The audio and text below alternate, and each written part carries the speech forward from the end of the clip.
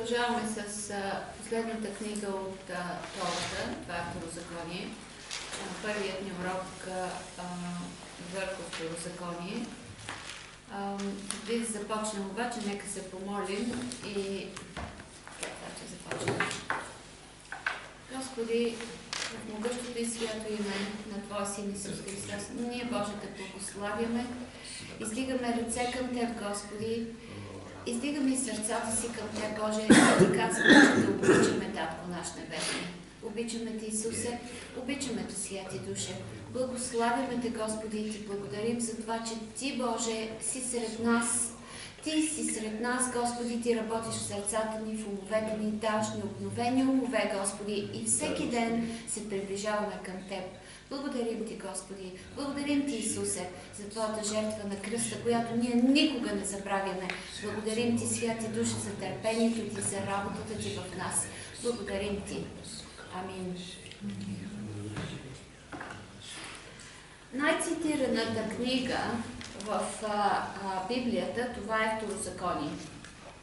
Второзаконие е най-почитана и най-уважавана. Така както Левит е книгата за святостта на Бог и така както ние трябва да станем святи, да бъдем святи като Него, така Второзаконие е най-цитирана и основна форма, основен и най-уважаван коментари, написан в 3 проповеди от Моисей. В Новия Завет, в 4-те Евангелия и Деянията са нашите основни коментари, а в Стария Завет основният коментари е Второзаконието. С Второзаконието служи нещо като мост между първите 4 книги на Моисей и следващите 7 книги. Значи в първите 4 книги те са извън земята, в следващите 7 книги след Второзаконие, те са вътре в земята и Второзаконие служи като мост между първите 4 и следващите 7. Моисей беше в най-висша степен квалифициран говорител на Бог. Нещо повече отдаващ на човешките закони на Израел. Моисей беше основател на израелската религия, посредник при даването на закона на Синайската планина и първия пророк. Бог нарече Авраам пророк. Авраам знаем, че е преди Моисей, но първият пророк на Израел е Моисей, защото по времето на Авраам Израел не е съществуващ. Точно така. По времето на Авраам Израел не е съществуващ, заради това Моисей е първият пророк на Израел. Чрез Моисей Бог създаде такива високи стандарти за своите хора, че в последствие всички пророци живееха по стандартите, които Бог постави чрез Моисей. И естествено, никой от тях не можа да ги изпълни тия стандарти. Заради това се наложи Исус Христос да дойде, който да изпълни стандартите, единственият, който изпълни и всички стандарти. И заради това се казва, че Исус Христос не е разрушител на закона, а е изпълнител на закона и Той е господар на Тората в този смисъл. Така. Не е изненада, че Моисей е цитиран най-много от всички новозаветни пророци и автори. Не е изненада, че след 120 години живот, знаем, че Моисей умира на 120 години, след 120 години живот в изводите, които Моисей си направи и така като заключителен в вид на 3 проповеди, Моисей ги предлага на нас в Второзаконието. Така, самият Исус цитира най-много Второзаконие. Всичко, което Исус цитира, най-много това е Второзаконие. Тоест, Второзаконие се смята на еквивалента на римляни от Новия Завет. Значи, така както е стойността и тежестта на римляни в Новия Завет, такава е стойността и тежестта на Второзаконие от Стария Завет. Думите на Моисей са отправени към целия Израел и Моисей поне 12 пъти казва: слушай, о Израел! Слушай, о Израел! Поне 12 пъти в Второзаконие. Това, че той го повтаря толкова много пъти, показва, че Бог след излизането му им от Египет и след приемането на Новия завет на Синайската планина, Бог ги разглежда като свои хора, заради това им казва: слушай, о Израел. Така, това е една абсолютно уникална нация, чиято конституция е написана лично от Бог. Лично от Бог. И тая конституция е наречена Библия. Нали? Това е конституцията. Така, името на книгата Второзаконие на иврит е Елех Хадабарим, което значи това са думите. С това започва Второзаконие. Второзаконие започва Елех Хадабарим. По стара традиция за заглавие са се вземали първите няколко думи от книгата.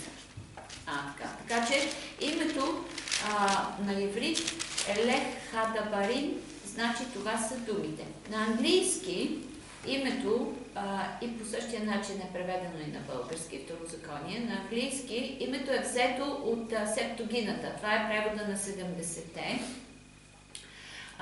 което в 17 глава, 18 стих, там се казва препис на закона или повторение на този закон. Тоест септа и гина препис на закона. Нали? Така, какво става с евреите след излизането им от Египет? Понякога най-важният напредък в живота на всеки един от нас става с най-малка скорост. По същия начин същото се случва и при тях. Един толкова важен напредък в техния живот, значи Бог ги извежда и иска те да влязат в обещаната земя, където текат мед и мляко. Обаче какво става? Те вместо да влезат веднага, поради недостиг на вяра, не влизат в земята, започват да се въртят, изплашват се от гигантите и 38 години се въртят. Тоест, той е толкова важен напредък. Бог искаше те веднага да влязат в земята, да започнат да я обработват, да я завладеят и така нататък. Той нямаше за тях план те да се мотаят 38 години в пустинята. Планът му беше директно да отидат. Това е преход от 200 мили. Тия 200 мили трябва да се изминат по съвременните с камили за 11 дена. С камили за 11 дена. Този преход от 11 дена те го изминаха за 38 години. Значи помислете си какво става в нашия живот. Когато ние се объркаме и не влеземе в плана, който Бог има за нас, не влеземе веднага там поради недостиг на вяра, поради съмнение, поради кой знае какви причини, поради страх, точно така, поради страх. Страхът е точно недостиг на вяра. Не смееш да се довериш на Бог, изпадаш в страх, сатаната завладява със страх и ти не можеш да влезеш в пътя, който Бог има за тебе. И тогава се обръщаш и тръгваш в твоята пустиня и се въртиш до, както имаме навика да казваме, до второ пришествие.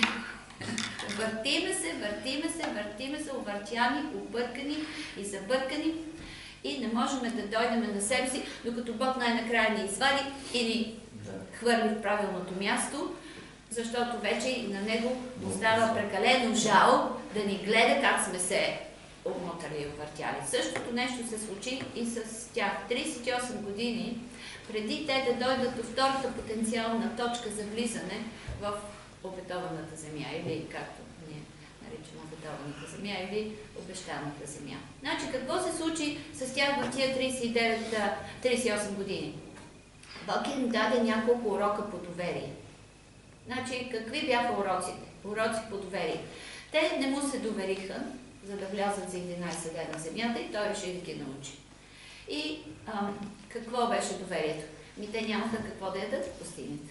Значи те трябваше да се доверят на Бог, Бог да им смати. Те нямаше какво да пият. Бог нямаха лекар, нямаха нищо в пустинята. Просто те трябваше да се научат на доверие. И им отне 38 години. Те нито можеха. И заради това Бог може да им дава храната в понеделник за цялата седмица, но Той искаше да им покаже, че те ежедневно трябва да се доверяват на Него. По същия начин Той иска да ни каже и на нас, ежедневно ние трябва да се доверяваме на Него и не може, аз вчера съм се доверил и това е за до края на годината.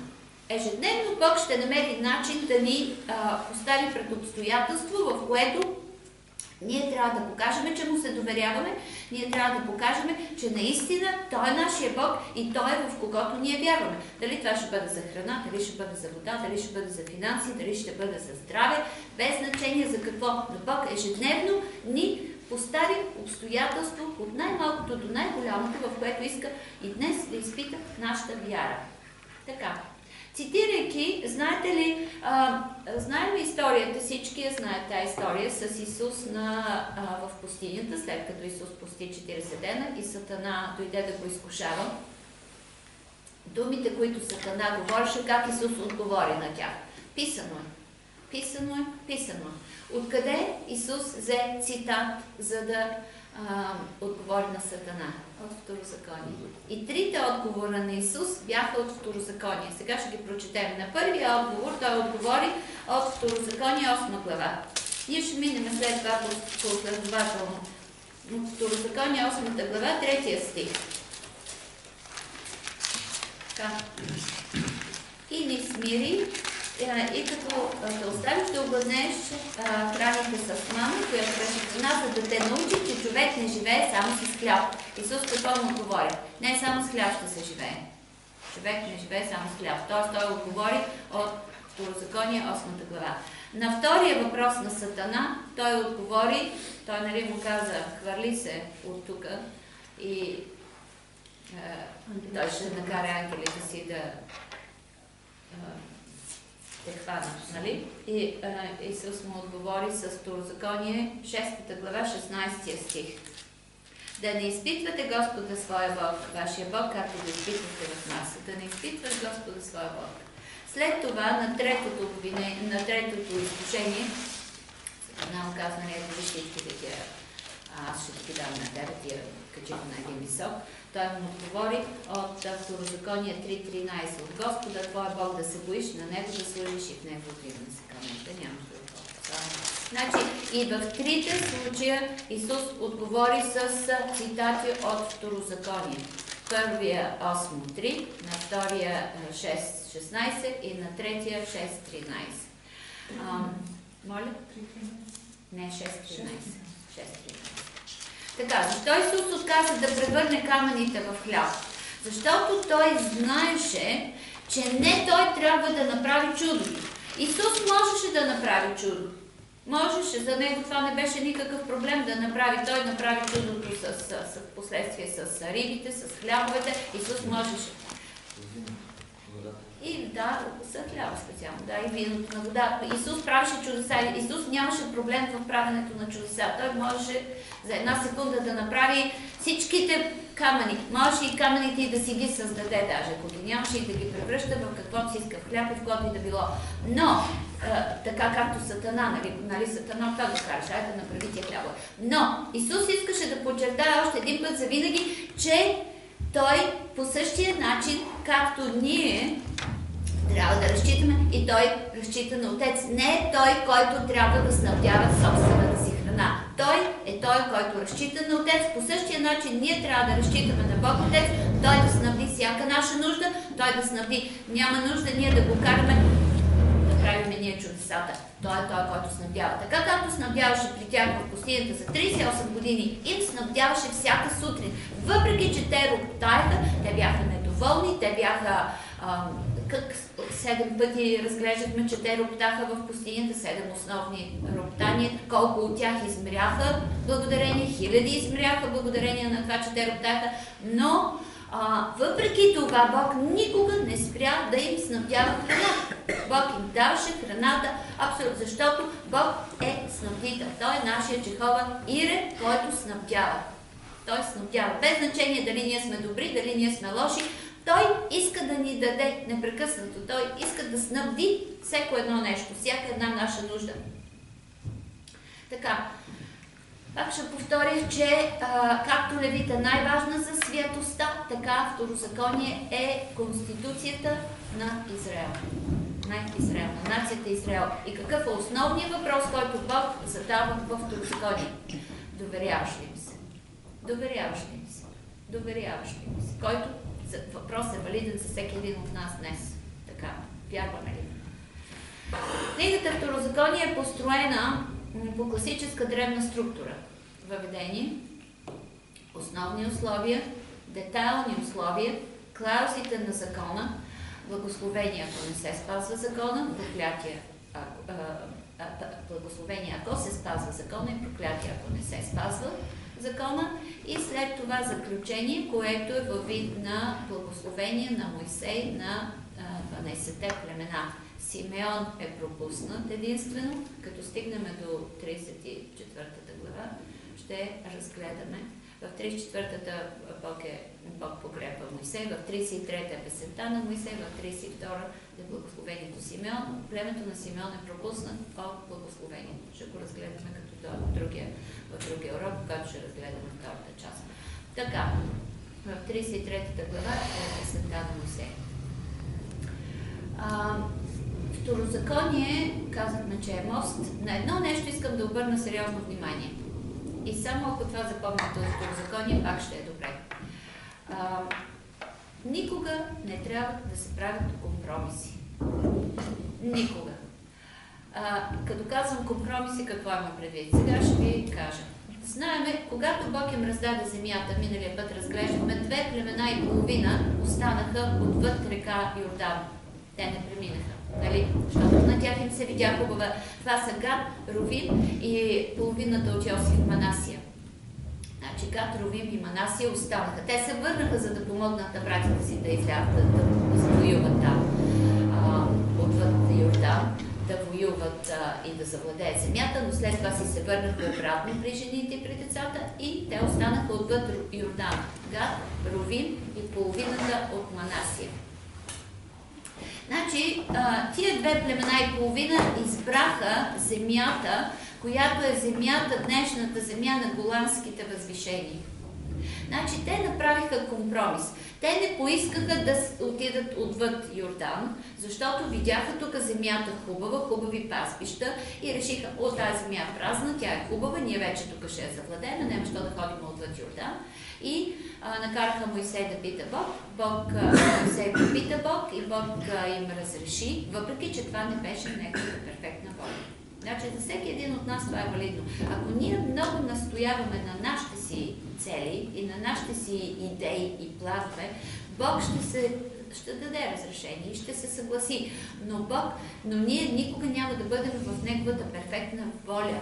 И тогава Бог ни дава мъжавост на душите. Това е казано в Словото. Бог се съгласява с това, което ние искаме от Него, но Той дава мъжавост на душите и ние никога не влизаме в Неговия перфектен план. Значи тия 2,5 племена, какво направиха? Те поискаха своето си. Знаеме, преди това в Битие имаше един такъв друг случай, в който Лот избра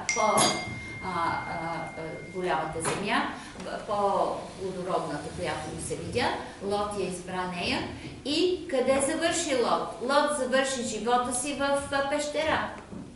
Авраам завърши живота си в богатство и беше един от най-богатите по времето си. Лот, който избра плодородната и богатата земя, завърши живота си в пещера. По същия начин тук, тези 2,5 племена избраха да останат извън преди да прекусат река Йордан. И какво стана? Значи, първите, които паднаха в идолопоклонство, това беха тия 2,5 племена. Защото първо те беха и отделени от останалите. Те беха 2 племена и половина, те беха отделени и беха самостоятелни отвъд река Йордан. Значи, първите, които паднаха в идолопоклонство, бяха те. Първите, които паднаха под робство, пак бяха те. Нали знаем, че после целият Израел пада за 70 години, ние ще го разгледаме това специално. И първите, които паднаха под робство, бяха те. Освен това, знаем, Голанските възвишения и до днес са проблем на местност. И всичките проблеми, значи откъде водят още началото си тия проблеми. Ако те бяха покорни и бяха преминали отвъд Йордан, никога ние нямаше до ден днешен да споменаваме Голански възвишения. И никой нямаше да се занимава с тия Голански възвишения, колко войни, колко кръв се проля на тия Голански възвишения, защото те направиха компромис. Те направиха, избраха друга земя и Бог направи компромис, като им я разреши тази земя. Винаги, когато ние не влеземе в перфектния план на Бог, има проблем. Рано или късно се появява проблем. Заради това Бог иска перфектната му воля да влеземе, защото Той знае края. Той не е предсказал кой път ние ще изберем. От всяка ситуация има десетки пътища. Обаче Бог знае изхода, защото Той е началото и края. Той знае изхода от всяка една ситуация. И Той като ти казва не тук, значи ти трябва да знаеш, че това не е за тебе. И колкото е примамливо, колкото е както на тях, колкото е плодородна да им се струва земята, колкото е примамлива, те трябва да знаят, както и всеки един от нас, че Бог като казва не, това трябва да бъде категорично не. Дори и да не виждаме причината. Това е още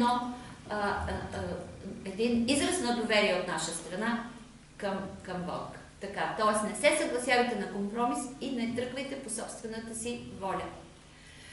Второзаконие какво ще ни подчертава важността на Божието Слово? Словото е жизнено важна част от нашия живот. Въпреки, че ние вече сме под закон, не сме под закона в Новия Завет, като новозаветни християни, ние сме длъжни да се подчиним на волята на Бог за нашия живот. Тази книга ни учи, че никой от нас не е извън закона и че просто подчинение ще ни доведе до благословение, а не подчинението до проклятие. В Псалм 119:11 се казва, че пазейки Словото на Господа, то ни предпазва от греха. Сърцето си опазих Твоето Слово, за да не съгрешавам пред Теб. Значи, пазейки Словото, то ни предпазва от греха. Някой, Ванката мисля, че го казваше, че един пастор си беше написал на сина. Пази тази книга, пази тази книга до сърцето си и тя ще те опази от греха. Не пастора, баща подаря пази тази книга. Вика тази книга, или тази книга ще те отдалечи от греха, или греха ще те отдалечи от тази книга. Точно така. Тоест, тази книга, ето го, Псалм 119:11, тази книга ще ни отдалечи от греха. Ще ни отдалечи. Просто Божието Слово ще бъде щит за нас. Изгражда нов ум в нас, ново сърце, единно сърце и ние сме опазени от греха, четейки. Така, Мойсей започва второзаконието с проповед точно преди влизането в обещаната земя и това е точно 40 дни преди влизането. Това е на първия ден от 11-я месец. Това е във Второзаконие 1:3. Се казва в 40-та година, или това е годината е 1410 преди Христа. Така, в 40-та година, в 11-тият месец на първия ден, значи на първия ден от 11-тия месец, израелтяните преминават Йордан. Тоест Мойсей пише 40 дни преди това, значи за 40 дни той пише тия. След това, след смъртта на Мойсей, те 30 дни има жалейка за Мойсей. Да, те не го погребат, защото Бог лично го погреба и те не знаят къде е гроба му. Но има 30 дни жалейка и като прибавиме, нали, става точно 70 дни. Това е в Второзаконие 34, 8 стих. Се казва, Мойсей беше на 120 години, като умря. Така, израелтяните плакаха за Мойсей 30 дни в Моавските полета, т.е. точно 70 дни от първия ден, в който Мойсей започва проповедта. Така. Какво Бог иска да им каже? Значи, каква е целта на второзаконието? Имаме ново поколение. Знаем, че старото поколение вече е измряло. Те 38 години, Бог тогава ги прокле и каза, всичките от вас, които не повярвахте, ще измрете в тази пустиня. Защото те казаха, да бяхме измрели. И Бог им каза, каквото казвате, това да ви стане, да ви бъде. Значи, колко е важно ние какво говорим. И така, това поколение измря, идва ново поколение. Това ново поколение не е видяло разделянето на Червено море, не е видяло даването на закона на Синайската планина първия път, не е видяло всичките чудеса, които Бог направи за тях. И Бог си казва, аз трябва да им го повторя това, затова това е повторение на закона. Аз трябва да им го повторя, защото тия не са видяли аз какво направих, те не знаят какво става и как става. И Той просто иска, ако ти пратиш детето си, нали, за първи път детето ти се отделя от семейството и тръгва на някъде, нали, ще му дадеш подробни инструкции. Отива да живее, отива на университет, отива да живее отделно и ти започваш. Маме, не прави това, не прави това, спомни си това, спомни си това. Това е второзаконие. Бог какво им напомня, не правете това, не правете това, правете това. Поставил съм пред вас, ние ще ги разгледаме сега след малко по-подробно. Тоест, повтаря непрекъснато какво да правите, какво не, защото това е новото поколение, което не е така обръкнало на всичките проблеми, които те са имали в пустинята. Така. И Бог знае, че сега, влизайки в тази обетована земя, че очакват много изкушения, очакват ги много опасности. Защото те първо трябва да завладяват тази земя. Така, чрез тия 3 проповеди на Моисей, Бог им напомня 4 неща. Първото нещо, кое е? Бог им напомня Божията вярност. Второто, кое е? Бог им напомня Божията святост. Третото, Божите благословения. И четвъртото, Божиите предупреждения. Значи, Божията вярност, Божията святост, Божиите благословения и Божиите предупреждения. В първите 3 глави се припомнят техните пътувания от Египет до Моавските полета, до Моаб, планината Моаб, където те са в момента. Така, и Моисей разказва, нали, първите 3 глави, това е първата му проповед, какво стана, как стана, той припомня на новото поколение, защото старите са измрели, той разказва на новото поколение какво стана, какво направи с нас, как раздели Червено море, как ни измъкна с силна и мощна ръка. В 2.14 се казва, че точно са 38 години. Времето, през което пътувахме от Кадис Барни, докато преминавахме потока Зарет, беше 38 години, докато измря сред нас, сред стана цялото поколение от военни мъже, както Бог се закле. Тоест, първите 3 глави Бог им припомня на тях, защото те може би някои са чули от родителите си, но тия родители вече са измрели, останали са децата и те не знаят. И Моисей им в първите 3 глави им разказва какво стана, как стана, що стана. След това, 4-та глава е призив за покорност пред Господа. Призив за покорност, призив да бъдат верни. Така както Бог е верен на тях, така и те да са верни на Господа. Така, в 4-та глава, 2 стих се казва да не прибавяте нищо към наредбите, които ви заповядвам, нито да отнемате от тях, за да пазите заповедите на Господа, вашия Бог, които ви заповядвам. Това е в 4-та глава, 2 стих. След това в 6 стих казва, пазете ги и ги вършете, защото в това се състои мъдростта ви. В какво се състои нашата мъдрост? Мъдър е той, който спазва Божите закони, който ги изпълнява, който ги изследва, който се придържа към тях. Това е нашата мъдрост. Тук в 16 стих, пак още сме на 4-та глава, в 16 стих има нещо интересно, което е и срещу иконите, които непрекъснато в някои къщи и някои хора си правят икони. В 16 стих какво им казва? Да не би да се отклоните и да си направите идол, подобие на някой образ, подобие на мъж или на жена. Не може да се правят икони, не може да се правят подобия. И преди това ние го разглеждахме срещу иконите. Бог каза, аз съм Бог. Да нямаш никакви други идоли. Да нямаш ни подобие на жена, ни подобие на мъж, ни снимки, ни рисунки, ни картини, ни нищо. Аз съм. Аз съм. Моля? 16. 4.16. И така, и след това малко по-надолу, в 20, в кой стих беше? Да, в 24 стих, защото Господ твой Бог е огън поглъщащ, Бог ревнив. Точно това, Бог е Бог ревнив. Той не иска да имаш никакви други богове, освен Него. Не можеш да имаш и други богове в сърцата си. Днеска ще се кланиш на тая икона, утре на една икона, другия ден ще искаш помощ от този светец, ония ден от ония светец.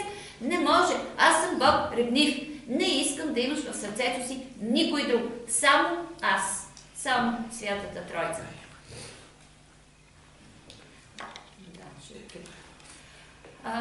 Така, в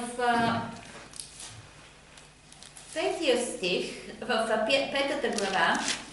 петата глава Бог отново дава 10-те заповеди. Къде преди това Бог, помните ли къде преди това Бог даде 10-те заповеди? В коя книга? В Изход. Помниш ли коя глава? 20. Браво.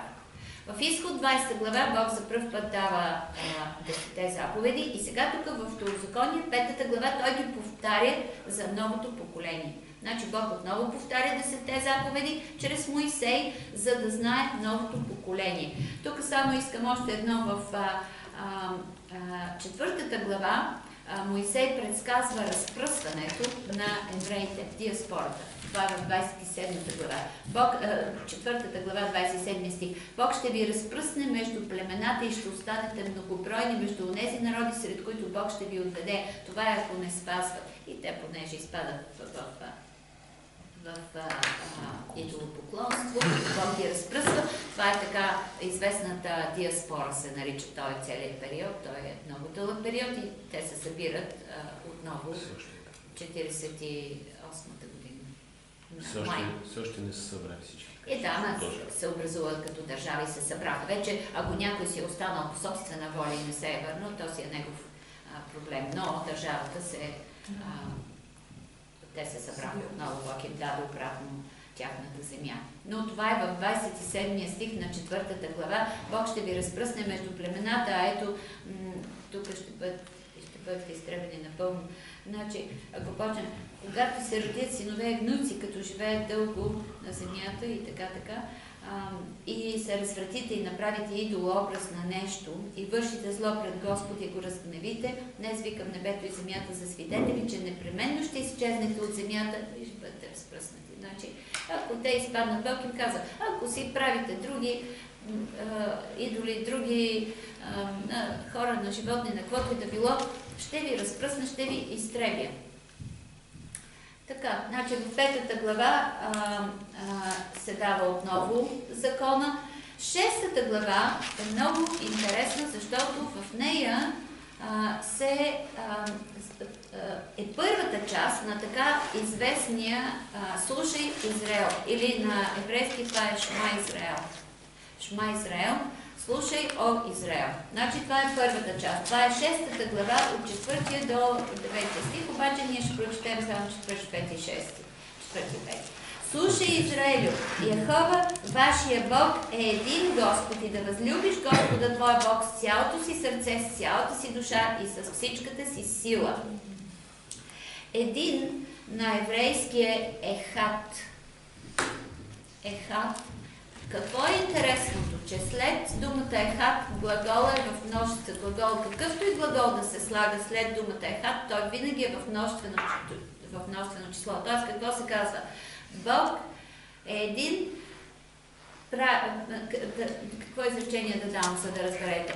Значи, Ехат, един, правят еди какво си. Глагол е в множествено число. Тоест, това е потвърждение за Тройцата. Въпреки, че Бог е един, Ехат, той е в 3 лица се явява, нали? Бог Отец, Бог Син и Святия Дух. Заради това глаголите след Ехат са винаги в множествено число. Ехат е единност, еднаквост, единност, но в множествено число са глаголите.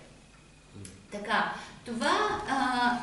това е една личност, един, но в 3 лица. Така, в 6 глава, 9 стих се казва и да ги напишеш върху стълбовете на вратите на къщите си и на портите си. Това е така наречената мезуза. Мезузата какво включва? Мезуза е един малък свитък, който е написан от специално обучени и тренирани след дълъг тренинг и обучение хора, които записват по специален начин на едни тънки свитъци, които ги навиват след това на рула и ги слагат в контейнерчета и на всяка врата в еврейските домове има такава мезуза, защото те спазват точно този стих 6-9. и да ги напишеш върху стълбовете на вратите на къщата си и на портите си. Значи те ги слагат навсякъде с изключение на баня и на туалетна, защото те не се смятат стаи, понеже са много малки пространства. Иначе на вратата, на стълбовете на вратата, на всяка една врата и на портите отвън има такава мезуза. Какво пише в тая мезуза? Значи това е от 6-та глава, това е първата част на Шема Израел, слушай Израел. Значи слушай Израилю, Яхова, нашия Бог е един Господ, е Ехад, един. И да възлюбиш Господа твоя Бог с цялото си сърце, с цялата си душа и с всичката си сила. И след това в глава 11, сега ще обърнем набързо на 11 глава, имаме продължението на Шема Израел. Това е втората част. Това е от 11 стих. Къде беше? 11 глава от 13 стих. Така, и Господ казва, ако слушате прилежно заповедите ми, които днес ви заповядвам, да обичате Господа вашия Бог и да му служите с цялото си сърце, с цялата си душа. Да. Това се смята за втората част на Шема Израел. Първата част е в 6-та глава, а втората част е тук, в 11-та глава. И това е написано на мезузата, свитъка, сложена в контейнерче, и на всяка врата в израелски дом има такава мезуза. За да си припомнят, че Бог е един, да нямаш други богове, да следваш неговите и всеки път, като влизат, излизат, като погледнат това контейнерче, те се сещат. Това е тази мезуза, че това е един Бог, че няма други богове. Така, те се изписват от много квалифицирани и... Какво е важното обаче? Бог какво казва по-нататъка? Бог казва обаче да обрежат сърцата си, а не вратите си, не... не обрязването, както те се обрязват, а да обрежат сърцата си. Тоест, въпреки че те се поставят на портите, на стълбовете на вратите, на портите, на стълбовете на портите, въпреки това много от тях не се съобразяват с това и в никой случай не са поставили Бог наистина на първо място в сърцата си. Така, в 7-та глава аз ви давам само, вие ще си прочетете и може Бог да ви открие на вас други неща, но аз ви давам така по-основните неща, които да ви служат за ориентир. Да, за ориентир. Така, в 7-та глава има две важни неща. Всъщност, три важни неща. Първото е, защо Бог избра Израил. Много пъти мен са ме питали, защо Бог избра точно евреите, те ли него го избраха, той ли тя ги избра. Какво стана, що стана, защо Бог има само един народ, пък няма други народи. Ето го отговора. В 6 стих и 7. В 6 стих Бог казва така, то Мойсей говори.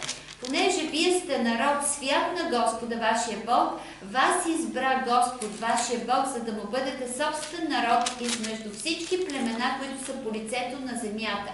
Бог не ви предпочете, нито ви избра за това, че сте по-многобройни от останалите, защото вие сте най-малобройни от всички племена, но понеже Бог ви възлюби. Бог ви възлюби. Понеже, това е в 7 глава, 6 и 7 стих прочетах. Понеже Бог ви възлюби и за да опази клетвата, с която се кле на бащите си, затова Господ ви изведе със силна ръка и ви изкупи и така нататък. Значи, защо Бог ги избра тях? Защото ги възлюби и защото се закле на бащите. Той направи клетва с Авраам. Знаем, че първата клетва беше с Авраам. И Бог много спазва, когато някой направи обещание. Обричане към него. Да, обричане. И много спазва, когато някой му се предаде и направи обричане, обрече се на него. Тоест, аз бих ви посъветвала всеки един в тайната стайчка много скоро да поднови обричането си към Господа. Да каже: Господи, наистина Ти си моя Бог, наистина аз нямам други богове. Ако Ти, святи душе, виждаш, че в душата, в сърцето ми има други богове освен Тебе, Ти ми помогни да ги разбера кои са и да ги отстраня, защото аз обичам само Тебе, аз искам само Тебе, аз искам да следвам само Тебе. Бог много съчита такива неща, когато ти с чисто сърце станеш пред Него и да кажеш: наистина, Господи, аз само Тебе обичам. Ако има някъде, аз съм слаб, грешен човек, ако има някъде Ти ми помогни, ето аз съм готов да се отрека от тях, да се отрека, да се откажа и да следвам единствено и само Тебе. Тоест, подновете си любовта към Бог. Така. Малко по-надолу има един важен стих за изцеление. Кой е този стих? Това е 15-я. Бог ще отстрани от теб всяка болест и няма да докара върху тебе нито една от злите египетски болести, които познаваш, ще ги наложи върху тези, които те мразят. Мерси. Бог винаги е казвал: аз ще ви изцеля, аз ще ви... бъдете мои, аз ще ви изцеля, аз ще ви... всичко ще направя за вас. Тоест, не си мислете, че Бог се е променил. Ние знаем, че Бог не се е променил и Той е същия вчера, днес и утре. Така както Той ги изцеляваше тях 38 години, те измряха от по съвсем други причини. Обаче нямаше записан в Словото нито един болен, нито един от тях болен. А напротив, Бог отстрани от тях всичките болести от египетския народ. Всички болести от египетския народ бяха отстранени от тях. Ето един много важен стих, който е за изцеление, в който Бог казва: аз ще изцеля от вас всичките ви болести. Когато подновиш закона си, обрека си на Бог. Кажи: Господи, аз вярвам, че Ти, така както изцели всичките евреи в пустинята и отмахна от тях всяка болест, така аз вярвам, Господи, че Ти ще отмахнеш и от мене всяка болест. Че Ти в никакъв случай няма да оставиш болест върху мене. Амин. Така, това е 15-я. Това е в 7 глава 15 стих. Бог ще отстрани от тебе всяка болест и няма да докара върху теб нито една от злите египетски болести. И още едно нещо важно тук, как Бог разчиства земята пред тях. Това е в 21 стих. Значи, Бог ще изпрати стършили върху тях, върху тия, които са пред тях, и ще бъдат, да не се оплашиш от тях, защото Господ твоя Бог е сред тебе. И сега какво казва? Бог е велик и страшен. И Господ твоя Бог малко по малко ще изгони тези народи пред тебе. Не бива да ги изтребваш твърде бързо, иначе дивите зверове около тебе ще се развъдят много. Значи, какво Бог им казва?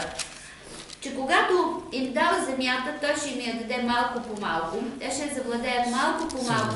По същия начин, когато Бог прави промени в нас, Той ги прави малко по малко. Първо, защото промените понякога са много болезнени. И когато Бог тръгне да прави промени, някой път е наистина много болезнено. Той променя се нашето ДНК, променя се всичките навици, предишни и така нататък.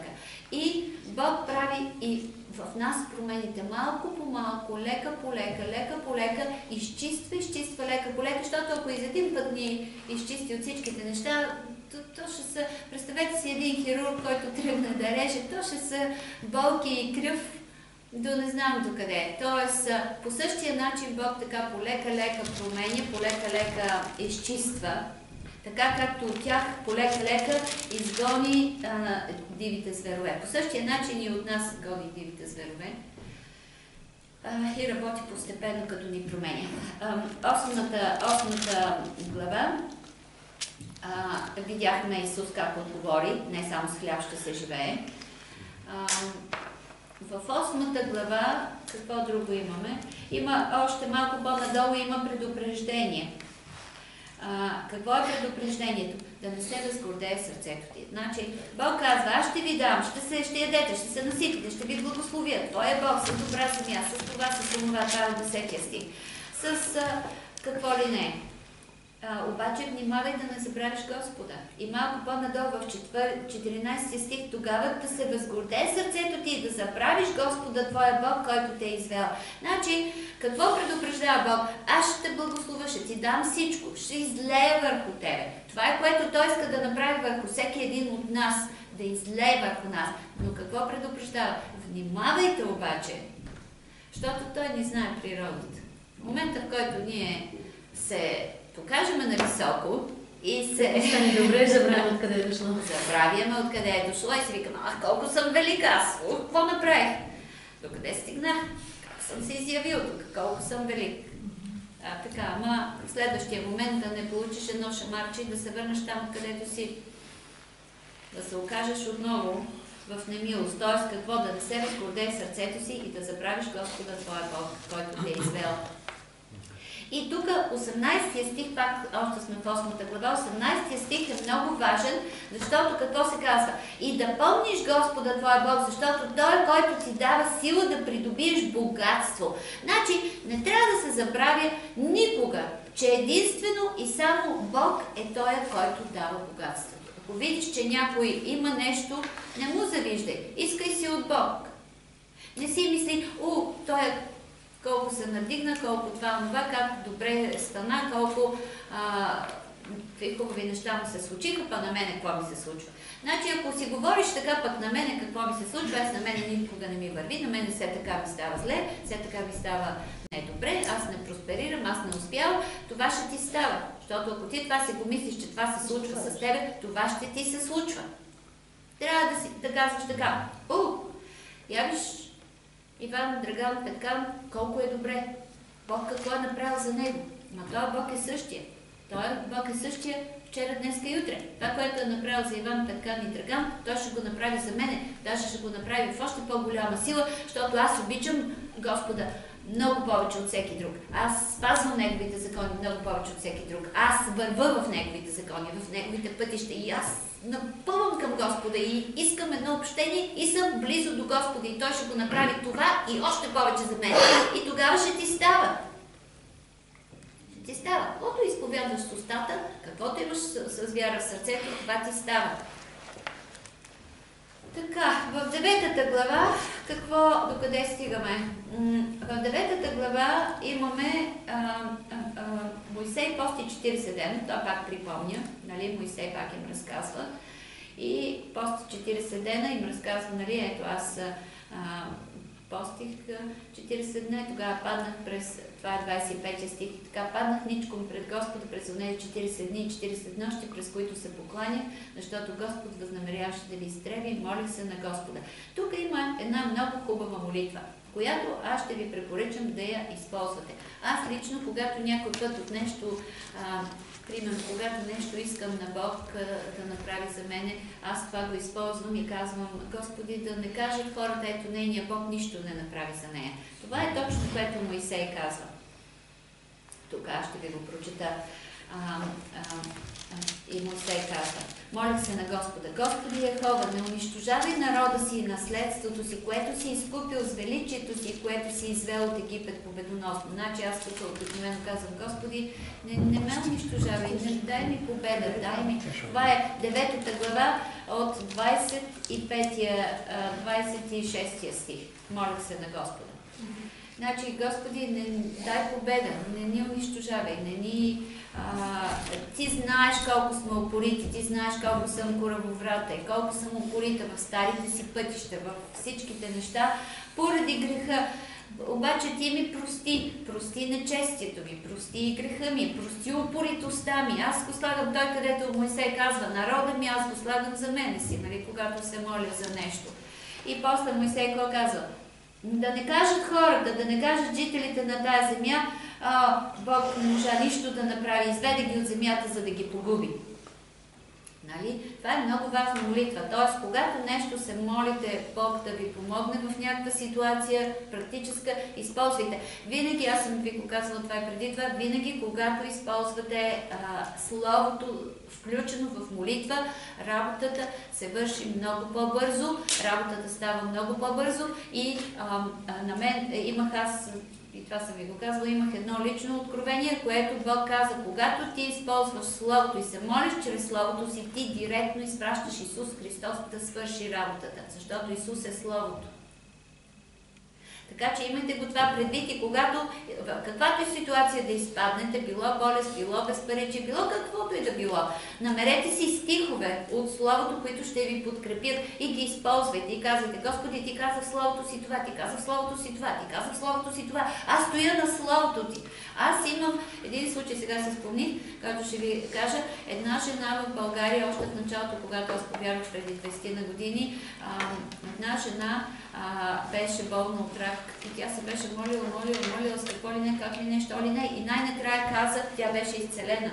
Чудотворно. Каза, най-накрая вече не знаех какво да направя. Взех Библията, сложих я на земята и стъпих на нея. Физически казах, Господи, вече не знам какво да направя, обаче аз стоя само на Словото Ти, Боже. Тая жена е била изцелена. Чудотворно. Бог гледа вяра на вяра.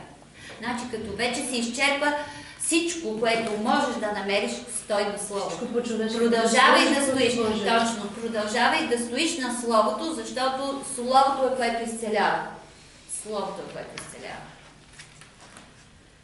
Така, това е 9-та глава. В 10-та глава, не пропусна тук, да, 10-та глава, 12 стих на 10-та глава е важен. Какво Бог иска от Израел?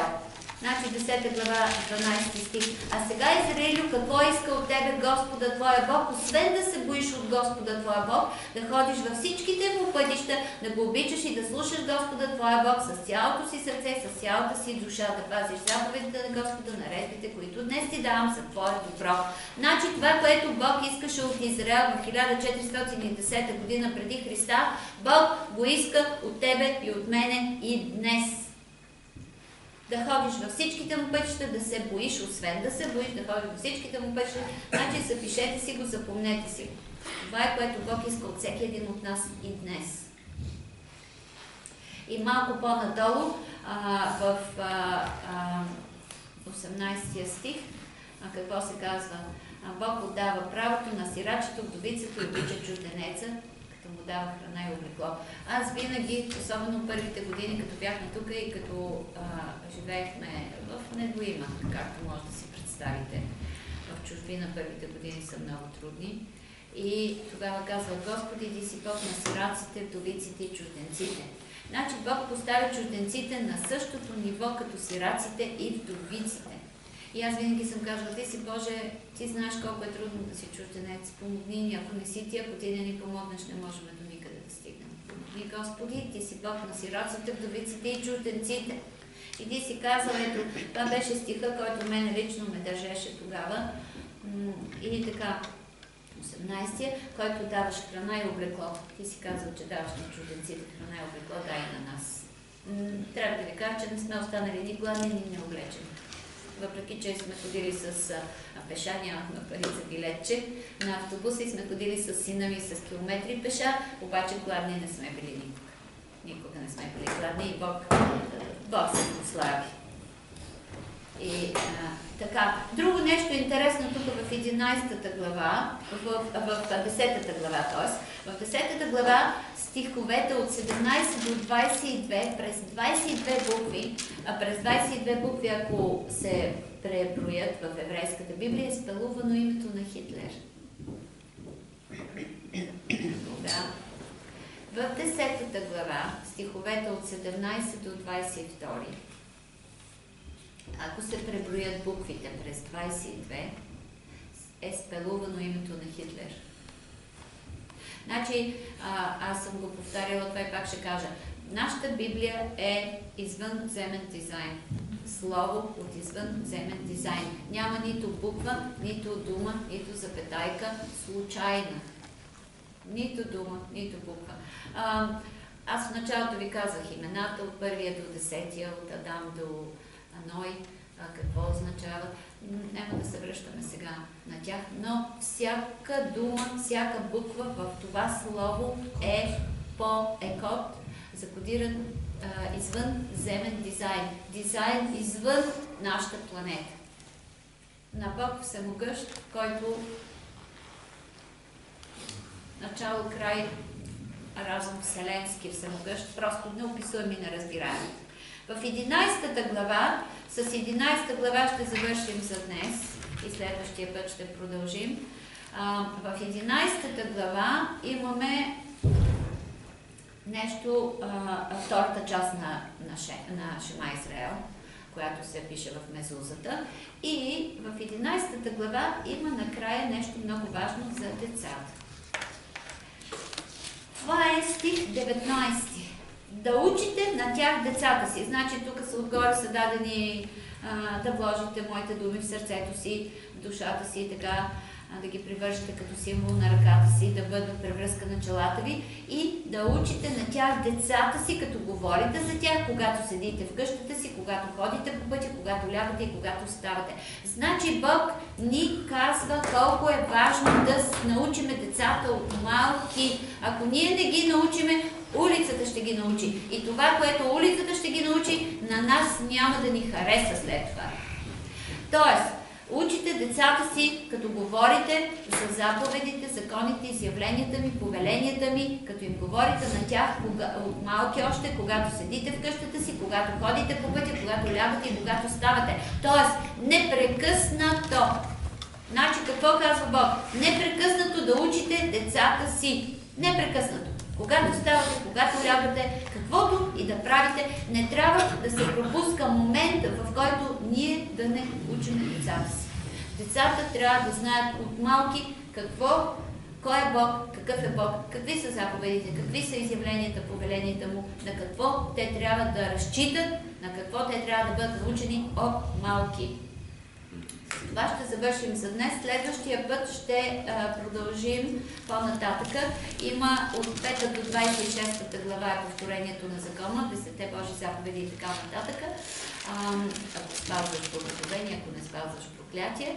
И в последствие тук има едни много такива пасажи, в които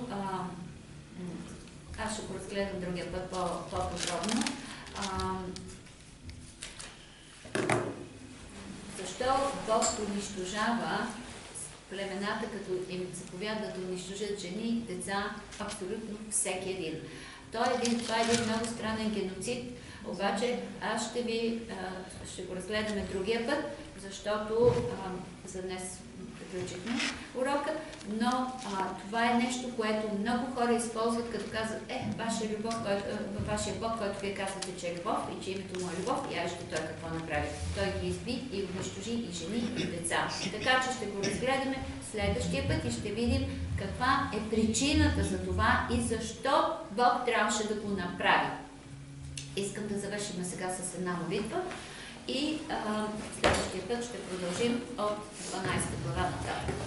Господи, благодарим Ти за Твоето Слово. Благодарим Ти за това вечно и непроменено Слово, Господи, което Слово, Господи, ние имаме привилегията да имаме, да го четеме, да го изучаваме, помогни ни, Боже, да го запомняме. Помогни ни, Господи, да научим и децата си на Твоето Слово, да ги научим още от малки, Господи, да им говориме при влизане, при излизане, при ставане, при лягане. Помогни ни, Господи, защото без Твоята помощ ние сме загубени. В могъщото и свято име на Исуса, Господи, ние сега Те молиме, направи, Господи, обнови нашите умове, обрежи сърцата ни, Господи, за да Те следваме ние, защото ако ние не Те следваме, как ще научим децата си?